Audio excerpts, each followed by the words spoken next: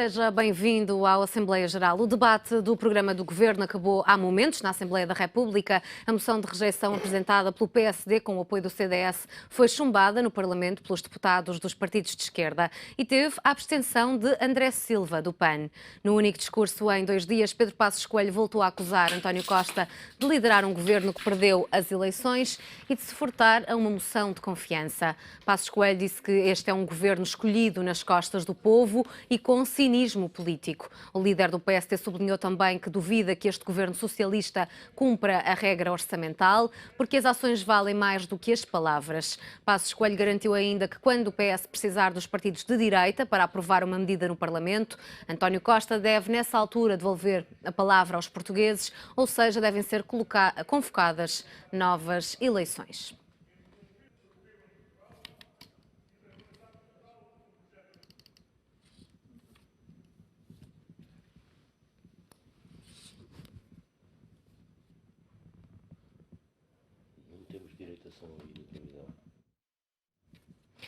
Ontem, no primeiro dia de debate, António Costa anunciou as prioridades claras deste Executivo e reafirmou a reversão das concessões nos transportes públicos, um programa bastante diferente do da direita e que António Costa diz que é uma necessidade perante o estado em que o país se encontra.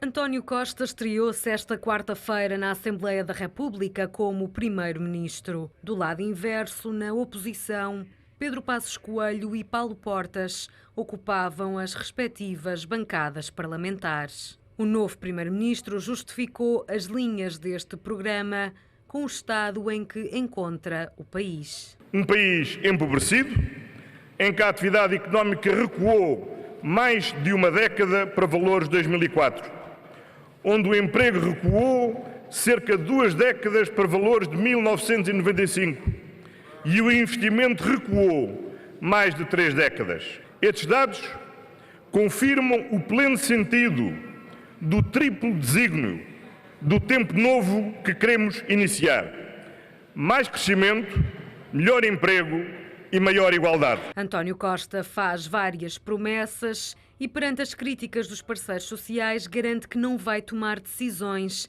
sem o contributo da concertação social. Nesse sentido, convocou uma reunião para a próxima semana com o objetivo de definir o aumento do salário mínimo para 600 € ao longo da legislatura. Mas Costa confirmou outras prioridades já para 2016, a reposição dos vencimentos dos funcionários públicos e a eliminação progressiva da sobretaxa de IRS. A partir do próximo ano, não há SIS. A partir do próximo ano, e de acordo com aquilo que será deliberado por esta Assembleia da República, a sobretaxa começa mesmo a ser eliminada, porque a questão não é de devolver nem 9, nem 15, nem 36, é de pura e simplesmente eliminar a sobretaxa, e é esse o compromisso que temos, e é esse o compromisso que temos de concretizar. Mas há mais. A integração de jovens qualificados no mercado de trabalho, políticas direcionadas a setores com forte capacidade de criação de postos de trabalho, relançamento da fileira da construção civil, com um amplo programa de reabilitação urbana, ou à restauração, para o que é decisiva a redução da taxa do IVA para 13%.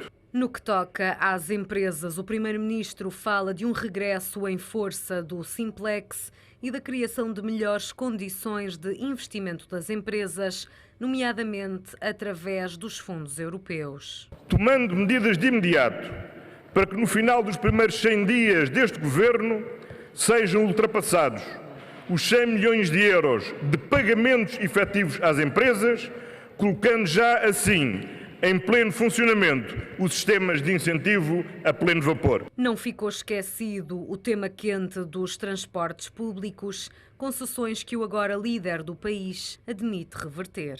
O preconceito que a gestão privada é melhor que a gestão pública, mesmo quando essa gestão privada é assegurada por uma empresa pública espanhola a quem o Governo entregou parte dos transportes públicos do Porto porque não confia nas autarquias locais. Felizmente, a cegueira e o radicalismo foi tanto, a atrapalhada foi tanta, que o Tribunal de Contas não visou os contratos e hoje é possível desfazer essa negociata sem que isso custe dinheiro ao Estado nem que implique indenizações que o Estado teria que pagar. Pedro Passos Coelho e Paulo Portas optaram por não intervir neste primeiro dia de debate. Se quiser participar no programa Assembleia Geral de hoje, basta ligar o número de telefone 21323-6898 e responder à pergunta.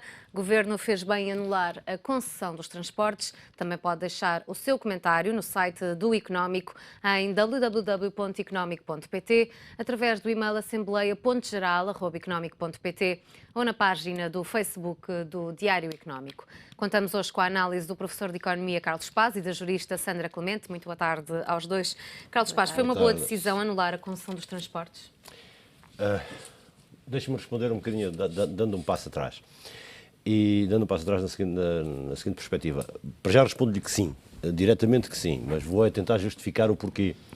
Eu não gostava de discutir isto e é um tema que nós vimos, aliás, na Assembleia da República ontem e hoje, e vimos discutir isto muito na perspectiva política, na perspectiva ideológica, na perspectiva, sei lá, vai desde o Bloco de Esquerda, que ideologicamente tudo é do Estado, até ao PSD atual, que está à direita do atual CDS, e que diz que tudo é privado. Portanto, estão nestes dois blocos. O próprio PCP, que tem um interesse muito grande neste processo, nada tem a ver com os transportes em si, em geral. O que tem a ver é com o peso sindical nos transportes e a capacidade que o PCP tem ou não de parar o país, quando quiser parar o país. É disto que estamos a falar. Agora, eu não gostava de falar isto do ponto de vista político, gostava de falar isto era do ponto de vista técnico. Portanto, eu não tenho ideologia nenhuma sobre isto. Eu confesso-lhe que, para mim, é-me absolutamente indiferente, mas mesmo absolutamente indiferente, uma economia que é maioritariamente gerida pelo Estado ou uma economia que é maioritariamente gerida por privados, desde que seja bem gerida. E, portanto, não há nenhum problema de mesmo setores que sejam estruturais da economia, como é o caso dos transportes. Os transportes são um setor que é estruturante da economia. Mesmo no caso dos transportes, em que é um setor estruturante da economia, vale a pena pensarmos se pode ser gerido por privados. Pode. Há exemplos bons em todo o lado do mundo. Pode ser gerido por públicos? Sim, pode. Há exemplos bons em todo o lado do mundo. O que nós temos é maus exemplos em Portugal de uma coisa e da outra. E, portanto, nós não temos bons exemplos, temos maus exemplos. E eu aqui volto a um tema que já uma vez aqui nesta mesa citei, que é o tema da regulação. Isto é, não tenho nada contra a entrega de setores estratégicos a privados, rigorosamente nada, desde que o Estado assuma a função de regulador, que é aquilo que não tem sabido fazer. E basta olharmos, já estou farto de dar este exemplo, basta olharmos para o setor financeiro e para o Banco de Portugal. O Banco de Portugal é o regulador mais antigo que existe em Portugal e o regulador mais estruturado, mais organizado, mais dotado de meios, portanto, é o mais perfeito dos reguladores. E olhemos BPN, BES, BANIF, vou começar a dizer números, nunca mais acabo. Foram vários e, portanto, casos. São N os casos de exemplo de uma péssima regulação vinda do regulador que é mais bem estruturado de todos. E, portanto, eu tenho muita dificuldade em aceitar que o setor dos transportes seja um setor que seja entregue a privados ou livre-arbítrio de privados sem existir uma forma reguladora do Estado. Eu dou-lhe um exemplo, Inês, para perceber com muita simplicidade. Essa folha de papel que tem à sua frente, uma folha de papel A4 simples, diz contas da São Parcel. Essa folha de papel, 15% do preço que paga por ela são transportes. Portanto, a São Parcel fez as contas, quanto é que gasta a transportar a madeira, a pasta para a fábrica do papel, depois o papel para os armazéns e finalmente para os clientes onde vai comprar. Eu vou-lhe dizer, não são 15%, são 20% a 25%, porque a São Parcel só está a contar este caminho. Não está a contar que tudo o que ela compra e que abastece a sua fábrica também não foi a pé para a fábrica nem nasceu à porta da fábrica. Também está incluído no preço disso um transporte. O peso dos transportes na economia é superior a 20%, de tudo o que a gente come, de tudo o que a gente veste, de tudo o que a gente usa. E, portanto, é um setor que é demasiado estruturante e demasiado importante para a economia para ser tratado levianamente e, principalmente, para ser tratado de uma forma que eu não gostei. Eu, por exemplo, não gostei ontem de ver o Sr. Primeiro-Ministro utilizar a terminologia, eu vou ler, da negociata, ok? Eu não gostei e vou-lhe explicar porque se eu acho que foi uma negociata, acho. Se eu posso dizer que foi uma negociata, posso. O Sr. Primeiro-Ministro não pode. Ou seja, neste momento, os nossos políticos deviam estar todos a fazer muita força no sentido de quebrar esta clivagem que se gerou entre os portugueses, os contras e os a favor, e a verdade é que as linguagens utilizadas pelo Paulo Portas hoje, por exemplo, absolutamente vergonhoso, ou pelo Sr. Primeiro-Ministro ontem, com esta história das negociatas, não ajuda em nada, não está mesmo a ajudar em nada. Sandra Clemente, considera que este Governo fez bem em voltar atrás na matéria dos transportes? Não, eu não considero, e ao contrário do Carlos, acho que esta discussão é sobretudo política e não tem não tem nenhuma racionalidade económica. Aliás, devo lembrar que esta questão dos transportes já estava prevista no memorando, que foi assinado pelo Partido Socialista, e também estava prevista no programa de governo do PSD em 2011. Nós estamos a falar eu devo lembrar o que disse ontem António Costa, e porque é que digo que isto é eminentemente uma questão política. Obviamente, como disse, estava prevista no memorando que o próprio Governo Socialista assinou em 2011. Ontem António Costa disse que o PCP, portanto, aquilo que o PCP não está disponível para apoiar, o Governo Socialista, o Governo dele, não abstém-se de propor, ou abster-se-á de propor. O que é que temos aqui em causa? Temos, sobretudo, a necessidade do apoio do Partido Comunista, que tem como quase único interesse em participar ou em apoiar este Governo Socialista a manutenção dos transportes na esfera pública por causa do poder da CGTP. Portanto, a CGTP só conseguirá fazer greves gerais tendo os transportes na esfera pública para poder bloquear e, no fundo, sequestrar as pessoas em casa. Basta paralisar os transportes, as pessoas não poderem sair, não irem trabalhar, e daí termos as greves gerais. Havia também da parte do PS um interesse muito específico, que é o de poder ter, no cenário atual, quando se pôs a questão do governo de gestão pelo Presidente da República, a esquerda disse: nós vamos para a rua. Ora, nós vamos para a rua, vamos com os sindicatos para a rua. Portanto, havia essa necessidade de ter ali aquele capital de rua que pudesse protestar. Isso não é comum à direita, é comum à esquerda, utilizando a CGTP. O Arménio Carlos também deu uma entrevista muito significativa ao Público esta semana, em que diz, e hoje também Paulo Portas referiu isso, e o Pedro Passos Coelho também, subverter, no fundo, os resultados das urnas com a rua. Arménio Carlos diz uma coisa interessante, que é esta: as pessoas vão continuar as greves, vão continuar as greves, porque esta é a altura em que as pessoas devem exigir a mudança, mostrar a mudança, ir para a rua reclamar a mudança, porque isto é uma relação de forças. Para além de outras considerações que fez, não aceitando a reversão destas concessões para os municípios, como estava previsto, como o PS defende, mas sim para o Estado. Porquê que digo que isto não tem portanto, uma vertente económica? Porque, obviamente, nós estamos a falar de empresas.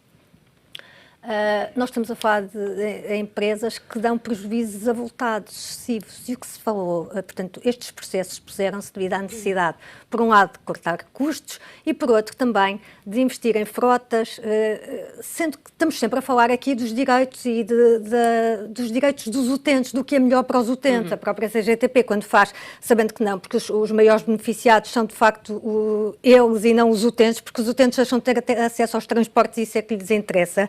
Portanto, estamos a falar de empresas que necessitam de capital e o Estado não tem. Para além do grande problema que se levanta, que é o de cada vez que lançamos estes concursos, acontecer esta reversão, afasta de facto o capital estrangeiro e diminui a confiança que os investidores têm em nós. Portanto, não vejo qual seja a racionalidade económica ligada a esta decisão, e só vejo uma decisão política de circunstância. Também concordo com o Carlos, não gosto do termo negociata, porque é um termo usado sobretudo quando se fazem negócios com privados. E aqui, o António Costa, aqui sim, reverteu o discurso de uma maneira. Não há um anátema contra o público, mas há, e houve sempre neste discurso, e sobretudo no discurso de extrema-esquerda, um anátema contra os privados. Ora, a maioria de nós somos privados, e eu até nunca vi, confesso-lhe que nunca vi, os privados tão maltratados, ou tratados quase como se não fossem sérios como pela oposição ao longo destes 4 anos e agora pelo novo governo, exatamente. Vamos ouvir a opinião dos telespectadores. Ao telefone de Rio Maior está no Chaneves. Muito boa tarde. Boa tarde, Inês. Boa tarde para a Sandra e também para o professor Carlos Paz. Eu, de facto, acho que o governo, eu não vou tratar o António Costa por primeiro-ministro, porque não foi primeiro-ministro. Eu não votei nele e não o trato como primeiro-ministro. Acabou-se. A esquerda que o trato, quem lá quiser que o trato por isso. Ora, eles faliram o país todo, e agora aparecem com ideias milagrosas. Eu não percebo onde é que eles, quando faliram o país, estavam. Não sei. Por que razão é que o país faliu, E agora, porquê é que não há de haver privados? Porquê é esse ódio aos privados? Não? Ora, os transportes no Estado só dão prejuízo. Aliás, a Sandra acabou por falar nisso. Só tem dado prejuízo com tanta greve que fazem. Eu, de facto, outra pessoa à vontade para falar porque nunca fiz greves. E as pessoas, com o pouco dinheiro que têm, investem o dinheiro em passos e depois não têm transportes. Isto não se faz porque no privado ninguém faz greves, apenas no Estado. Porquê? Porque sabem que as pessoas estão lá. O que os sindicatos andam a fazer? Os sindicalistas recebem tanto dinheiro para fazer o quê? Eles não exercem a profissão, eles apenas fazem manifestações. Convocam manifestações, mas nada. Eles não fazem nada. Ora, essas pessoas todas acho que deviam também deixar de receber os sindicatos aquilo que o governo lhes dá. São milhões de euros que eles recebem. Deviam também acabar com isso. Muito obrigada, beijinhos. Muito obrigada pela sua participação. Carlos Paz, acaba por ser o Tribunal de Contas a permitir que este revés não implique mais custos para o país? Não sei. Não sei, e já agora deixe-me dar aqui uma resposta à dona Nuxa Neves a uma coisa que ela disse que se diz muito na rua e que é bom que as pessoas percebam que não é verdade. Ou seja, quando se diz que os transportes no Estado só dão prejuízo por causa das greves, cuidado, é exatamente ao contrário. Não é? Se os maquinistas do Metropolitano de Lisboa, em abstrato, resolvessem fazer greve 365 dias num ano, os resultados da empresa melhoravam. Não pioravam, melhoravam. Porque como eles não receberiam os ordenados, como os ordenados é o custo maior e não pagam sequer. Ou seja, os títulos de transporte, ou os bilhetes, como as pessoas lhe chamam normalmente, não pagam sequer a conta dos ordenados, portanto, dentro das contas de exploração, o que significa é que os resultados da empresa melhoravam pela greve, não pioram, melhoram cada vez que há greve.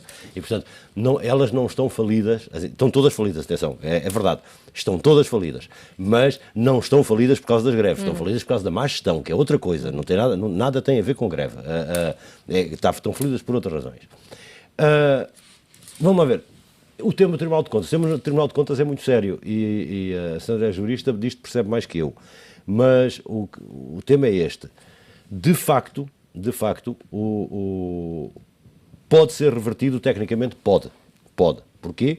Porque quem assinou pelo lado Estado, pelo lado Governo, vamos lá ver, o Governo não assinou, quem assinou é o Estado português. O Governo é a pessoa que representa, a pessoa coletiva neste caso, que representa o Estado português naquele ato. E quem assinou em representação do Estado português nesse ato não estava mandatado para assinar. Porque para estar mandatado para assinar, para estar habilitado para assinar, não é mandatado, é habilitado. Para estar habilitado para assinar, necessitaria de um visto do Tribunal de Contas. Visto esse que não teve. E, portanto, vamos gerar aqui um imbróglio jurídico engraçado. Os juristas vão se divertir, aliás, à brava com isto. Vamos gerar um imbróglio engraçado, que é, de facto, o governo atual pode reverter, porque é um documento não válido, foi assinado sem haver autorização. O privado pode contestar, pode e vai contestar, não tenho dúvidas, pode contestar e vai contestar. O problema é agora a contestação é contra quem? Ou seja, a contestação é contra o Estado português ou a contestação vai ser contra as pessoas que, não estando habilitadas a assinar, assinaram. E, portanto, é um tema que vai dar discussão por muito tempo. Mas que é uma realidade que não deveria ter sido assinado, não devia. Senhora Clemente, qual é a sua opinião sobre esta questão do Tribunal de Contas? Bem, vamos ver, isto terá sempre, a reversão tem sempre um custo à partida, que é o da necessidade da devolução do sinal. Isto depois depende do estado do contrato, mas qualquer, à partida, a necessidade da devolução do sinal e também, portanto, que no caso específico estamos a falar, portanto, do sinal das calções, estamos a falar de cerca de 60 milhões de euros, e estamos a falar da STCP, Metro do Porto, Carris, Metro de Lisboa, e a compensação pelos custos incorridos durante o processo, os custos que o próprio concurso implicam. Depois também, portanto, isto acontecerá sempre. Aliás, há uma coisa interessante neste processo, que é portanto, o Partido Socialista tem sempre dito que coloca como condição, ou colocava como condição a esta reversão, o não incorrer em custos. Aliás, Mário Centeno disse isso há pouco tempo, há cerca de uma semana. Coisa que, portanto, quer o PCP, quer o Bloco não aceitam, porque dizem que essa condição nunca lhes foi imposta. E disseram isto esta semana e, de facto, não consta daquelas, portanto... dos acordos. Sim, que não se chama, das posições comuns que assinaram. Consta, de facto, a reversão das concessões, a reversão também das privatizações e não iniciar nenhum outro processo de privatização. Mas a condição dos custos não está lá especificada. Portanto, quando António Costa diz isto não vai ter custos, vai, logo à partida tem esses custos, e depois se aferirá se tem mais ou não. Eu devo lembrar, por exemplo, na questão, quando foi suspenso o concurso do TGV, que foi lançado pelo governo Sócrates e foi suspenso durante o governo Sócrates portanto, o fundamento era a situação económica que se tinha debilitado fortemente. Portanto, os 3 consórcios que concorreram pediram uma indenização ao Estado português, que foi fixada de cerca de 200 milhões de euros, assim é que já foi negociada pelo governo de Passos Coelho, foi reduzida para 40 milhões de euros. Isto quanto à questão dos custos. Devo lembrar também que o que estava previsto com estas concessões era uma poupança de cerca de 400 milhões de euros, para além, obviamente, de depois os investimentos em frotas novas serem feitos pelos privados que ficariam com as empresas, como depois, obviamente, a questão dos prejuízos refletiria nos privados e não em nós que os vamos acumulando há anos e anos e anos. Queria só, em relação, portanto, à nossa telespectadora, salientar aqui um ponto, portanto, dos incómodos, do prejuízo que isto causa aos utentes. E tenho aqui alguns números que podem... estão previstas greves portanto, agora para a altura de Natal, também, portanto, convocadas por vários sindicatos dos transportes. Exatamente para fazer, aliás, há até uma sindicalista que diz isto, a greve foi convocada para, portanto, protestar contra o quadro do governo anterior, mas também para este não ter, a leviandade de continuar, exatamente, continuar com as mesmas políticas, portanto, nós vamos fazer greve. Será a 10ª greve do metro este ano, mas há números interessantes. Em 2014 foram 8. Entre 2010 e 2015 estamos a falar de 48 paralisações. Entre 2012 e 2015, 39 greves. 15 delas foram de 24 horas e 4 dessas de 24 horas foram este ano. Acho que nestes últimos anos foi sentido por todos e falado por todos o excesso de... Mas e assim faz-lhe sentido que estas acusações do CDS quanto à atual onda de greves que foram ontem feitas, maioritariamente será em relação ao que foi feito pelo anterior executivo, já que este só agora toma posse. Portanto, aquelas críticas do CDS... Não, vamos ver, o que os sindicatos podem desconvocar, não é? Portanto, eles mantêm a greve, como lhe disse agora, porque querem travar a leviandade, ou a possível leviandade deste governo, como é que dizia, o Arménio Carlos dizia, não queremos que as promessas não sejam cumpridas, ou vamos tentar com que as promessas não se tornem frutíferas, creio que é esta a expressão. Mário Soares tinha dito até há uns tempos atrás que com o PS no governo acabariam as greves, coisa que, como se vê, não se está a verificar.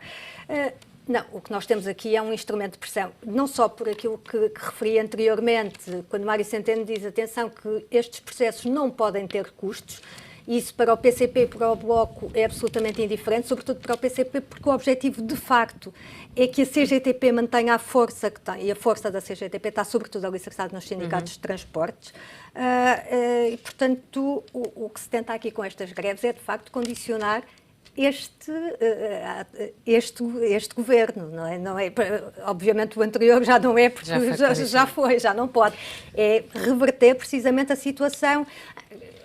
Quer o PCP, quer o Bloco, portanto, foram claros no porquê que apoiam o governo do PS, para que a direita, ou para que o governo de direita, e aquilo que se conseguiu, a direita, como eles chamam, que se conseguiu durante o governo de direita, não volte.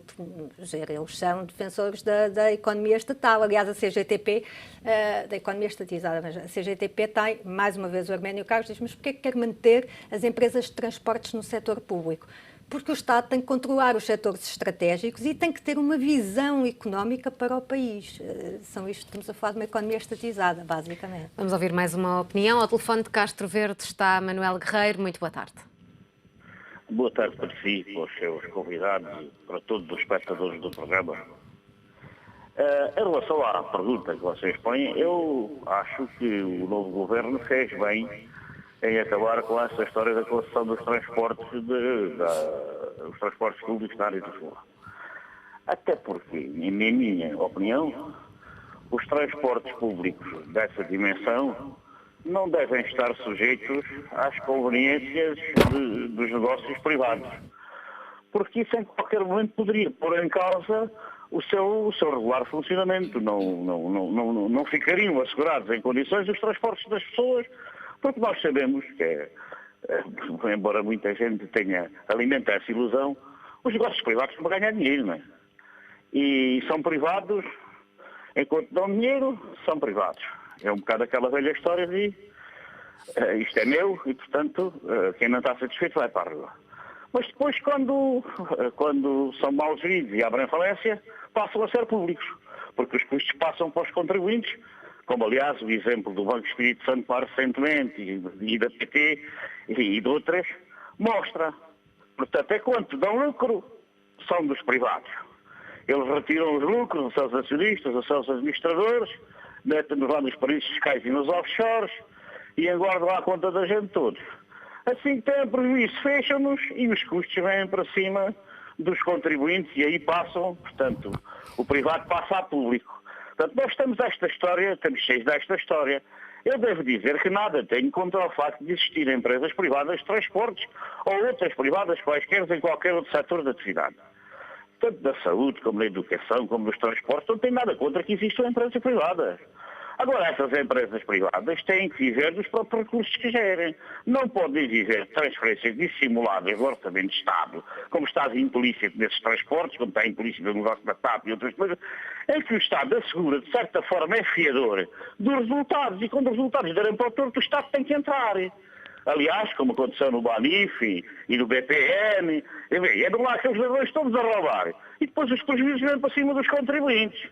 Portanto, é contra essa economia privada que eu sou. Não tenho nada contra uma economia privada saudável, que comece por pagar os seus impostos e descontos para a segurança social, não se alimente da fuga ao fisco e da fraude fiscal, não se alimente da fuga de capitais e de contratos ruinosos feitos pelos indivíduos que num dado momento estão no governo e depois no outro momento estão nessas empresas ou antes vieram dessas empresas para o governo ou foram do governo para essas empresas. Os tais dão para todos os lados, dão para os dois lados.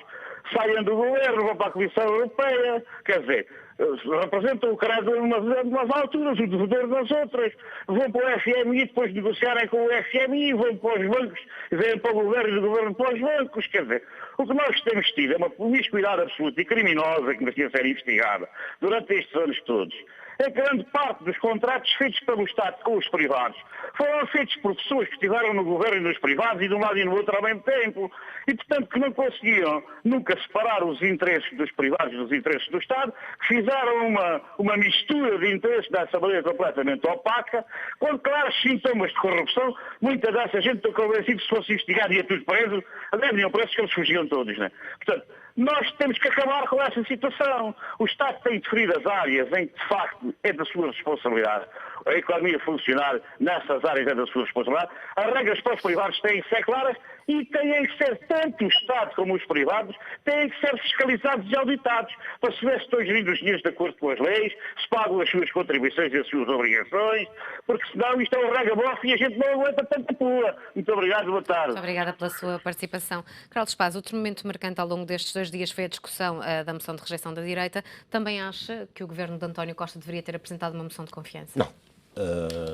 É das poucas coisas em que eu concordei com o discurso do Costa no início. Quer dizer, basicamente, só pede uma moção de confiança quem sente falta dessa confiança. E, portanto, havia uma moção de censura em jogo, espera-se a moção de censura e a votação da moção de censura. Acho que é um fait-divers político, é absolutamente um fait-divers político, e, portanto, deixá-los continuarem-se a divertir de um lado e do outro com este fait-divers.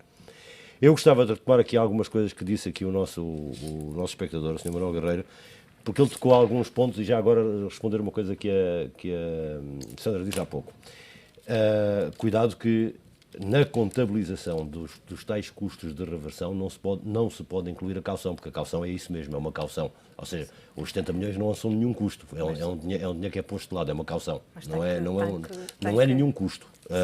Ela não foi paga, a caução não é paga, a caução é depositada, não é paga. E, portanto, não há um custo, não há aqui nenhum custo. Os custos para a reversão serão menores. Estamos a falar de custos dos advogados que fazem os contratos, porque neste momento, ao contrário do tempo do TGV. Esses são cerca de 3 milhões. O tempo do TGV foi muito grave. Porquê? Porque já havia projeto na rua. E já havendo projeto na rua, já havia toda a máquina de engenharia a trabalhar e, portanto, houve custos que tiveram de ser suportados. E aqui não é o caso. Aqui ainda nada disso começou. Mas quanto ao que disse aqui o nosso espectador, ele tem mesmo, no fundo ele acaba tendo a mesma opinião que eu. Ou seja, as empresas tanto podem ser privadas como públicas, é igual, desde que o Estado saiba fazer a regulação correta dos privados. E aqui é que se põe o problema. Basta olhar, por exemplo, o contrato de concessão do Metropolitano de Lisboa, citou há pouco, o contrato de concessão do Metropolitano de Lisboa, que a gente olha para ele e percebe, basta que se perceba um bocadinho, não se percebe muito de transportes, basta perceber um bocadinho de transportes, para se perceber que a descrição de falhas técnicas e de falhas de serviço que estão no caderno de encargos vai permitir à companhia, qualquer que seja, reverter para o Estado todos os custos que lhe apetecer. Todos. Ou seja, não cumpre as condições de serviço contratuais e tem N escapatórias naquelas descrições, tem N escapatórias para fugir. Foi mal feito, foi tecnicamente mal feito. E voltamos ao tema. Falta de regulação, falta de capacidade de engenharia de transportes à cabeça para ter concebido o caderno de encargos da privatização. Falta de capacidade de engenharia de transportes à cabeça para ter apoiado a negociação que é essencialmente jurídica e que deve ser apoiada por quem saiba de transportes. E, finalmente, a falta de um regulador que depois seja capaz de interpretar aquilo. Porque o que vai acontecer é que todas as falhas técnicas que o Metropolitano de Lisboa tiver vão ser imputadas ao Estado, todas, a forma como aquilo está redigido. Ou seja, é um negócio, não lhe vou chamar a negociata do Costa, mas é um negócio fantástico para quem a comprar. Para quem ficar com a concessão. Porquê? Porque o caderno de encargos está tecnicamente mal feito. Foi feito à pressa e foi feito para apertar as coisas a tempo. Ora, é contra isso que eu estou. Ou seja, eu continuo a ser contra esta promiscuidade, a palavra não é minha, é do nosso espectador, esta promiscuidade entre os políticos e os negócios que transitam de uns lados para os outros. É bom lembrar que estes percursos deveriam ser todos muito escrutinados e todos eles muito públicos e a gente perceber exatamente em que é que nos estamos a meter. E a verdade é que no caso dos transportes coletivos do Porto, do Metropolitano de Lisboa e da Carris, podemos estar a meter-nos num buraco. Eu confesso que não conheço o caderno de encargos da Carris e, portanto, não posso pronunciar do ponto de vista técnico. Conheço muito bem o do metro e devo-lhe dizer que o do metro é um buraco de uma perspectiva técnica. Ou seja, está muito mal feito. Vamos ouvir mais uma opinião. Ao telefone do Porto está Ana Maria. Muito boa tarde. Em primeiro lugar, os meus parabéns para os convidados, especialmente para a jurista. Também gostei do comentário do vosso convidado. O que eu penso em relação aos transportes públicos, quando eles deixarem de ser públicos, acabam-se as greves. António Costa, ao aceitar o apoio do Partido Comunista, tinha que dar-lhe alguma coisa em troca, não há almoços de graça. Portanto, deu-lhe uma moeda de troca, foi os transportes, porque o Partido Comunista disse não abdicava. Como é que havia de sobreviver a CGTP? Eles não sobrevivem sem os transportes públicos de Lisboa e Porto. E para marcar a posição, as greves já estão aí. Isto não é para o antigo governo, como disse a vossa convidada. Isto é para agora, para dizer para o António Costa, cuidado que tu fizeste não é acordo, não vamos chamar acordo aqui. Portanto, vais ter que fazer o que prometeste. E, portanto, isso é muito mau para o povo trabalhador, porque precisa dos transportes e dar-lhes cabo da vida. E foi o que eles fizeram um ano que terminou, foi dar a cabo da vida dos trabalhadores. Portanto, eu não estou de acordo de maneira nenhuma. Eu sempre votei PS, mas agora está refém do Partido Comunista e dos outros radicais. Muito obrigada, boa tarde e cumprimento para os convidados. Muito obrigada. Sandra Clemente, porquê é que lhe parece que se avançou com esta moção quando já era sabido que não iria passar? Obviamente para se demarcar das políticas deste governo, que é de facto mais radicalizado à esquerda que o PS tem desde sempre. E acho que aqui este governo tem basicamente como política um retrocesso. Estamos a falar das mesmas bases políticas do governo entre 2009 a 2011. Também já aqui falamos sobre isso, aposta fortemente no consumo e no investimento público. O resultado daquelas políticas, e estou a dizer isto, não é de cor, ainda anteontem, salvo erro, João Galamba afirmou no Parlamento que era necessário voltar rapidamente ao consumo e em força. A expressão não sei se é textualmente esta, mas é basicamente esta. E nós conhecemos o resultado disso. Nós não estamos a falar, quando o António Costa fala aqui do retrocesso do país e do país empobrecido, nós estamos a falar de políticas que nos levaram, no seu conjunto, a um resgate de 78 mil milhões de euros. E puseram o país na bancarrota. Portanto, quando o António Costa parte daquele princípio, vamos ver, o que é que nós temos 4 anos depois passado o resgate? Temos, de facto, a economia a crescer, o desemprego a baixar, um déficit que era de 11% e que agora está em 3%, e o desemprego a níveis de 2011, quando, pelos vistos, ou aparentemente, eles acham que estava tudo bem. E estamos a falar de como se estes 4 anos, ou como se os efeitos do resgate não existissem, ou como se o próprio resgate não tivesse existido. Ora, obviamente, o que é que tem que se apresentar uma moção de rejeição para se demarcar por um lado, dessa tentativa de retrocesso, de repor, no fundo, o status quo que tínhamos em 2011, e por outro, desta radicalização que está a acontecer, e está a acontecer a olhos vistos. Nós tivemos este mês, portanto, praticamente 2 meses desde as eleições, o que é que nós tivemos? Um desfazer constante de tudo aquilo que foi feito pelo governo anterior. A legislação que é apresentada no Parlamento, temos alguns exemplos específicos. Eu lembro ainda a semana passada foram, portanto, os exames do ensino básico. Portanto, foi aprovada acabar com esses exames, e lembro dos fundamentos que são conhecidos e que da Catarina Martins, que o PS apoiou, que prefere um cirurgião que dê gargalhadas, que a memória nos prega partidas e que sofrer faz mal e, portanto, a pressão dos exames faz mal.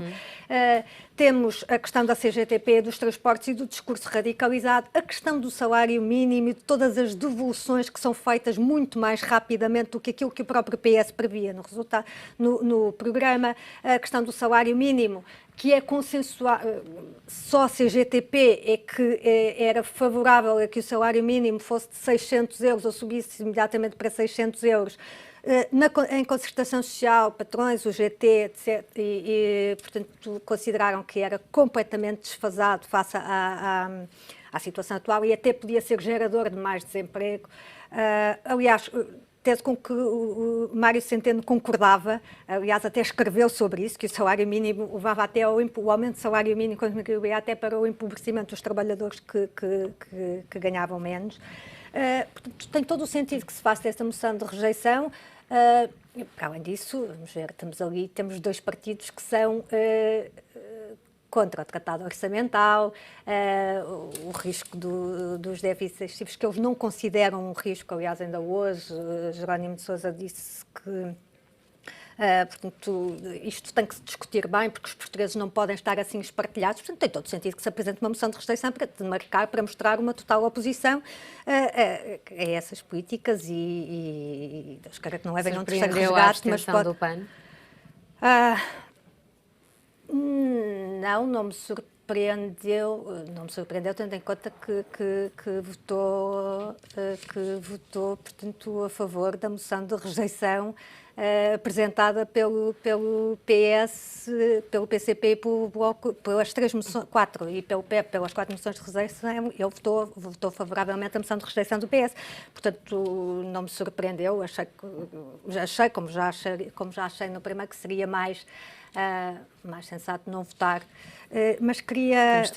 Deixe-me só fazer aqui uma em relação aqui ao Carlos e ao ouvinte anterior. Quando ele diz que entregar isto aos privados põe em causa o regular funcionamento dos transportes, os números que eu dei sobre as greves nas empresas públicas acho que são sintomáticos. Quanto aos prejuízos, a conversa que tivemos aqui mostra, e ainda bem, que os negócios privados são infinitamente mais escrutinados, e ainda bem que os públicos, porque os prejuízos das empresas têm sido tantos, e também não tenho, e são empresas públicas, e eles são desde sempre e são avultados. Sandra Clemente e Carlos Paz, muito obrigada por terem participado nesta Assembleia Geral, que vai ter que ficar por aqui. Regressamos amanhã à mesma hora. Obrigada.